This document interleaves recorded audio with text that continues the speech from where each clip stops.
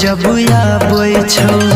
अखिया लोर बहाबै छौ उठै दर्दिया सीना में दिल नहीं आराम पाबै छौ प्यार रहो झूठा तोहर थाह भ गेलो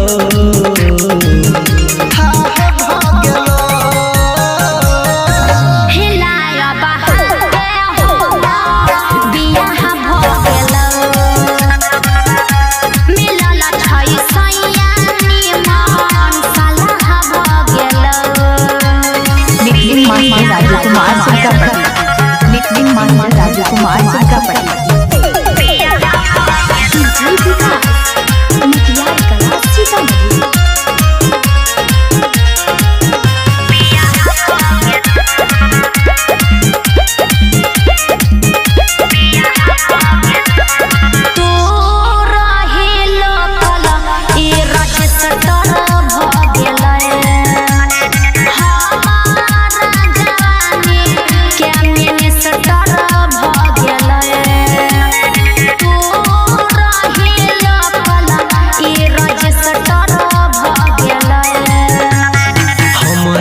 हमरे तू रहबे गे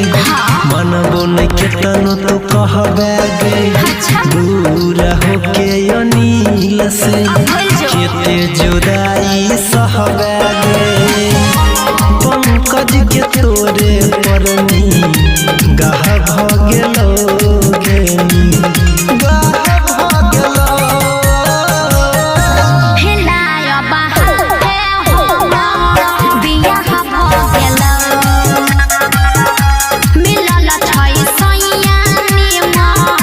सचिन डीजे साउंड खरकामा डीजे मास्टर संजीव जी का मोबाइल नंबर है 99 31 21 16 23।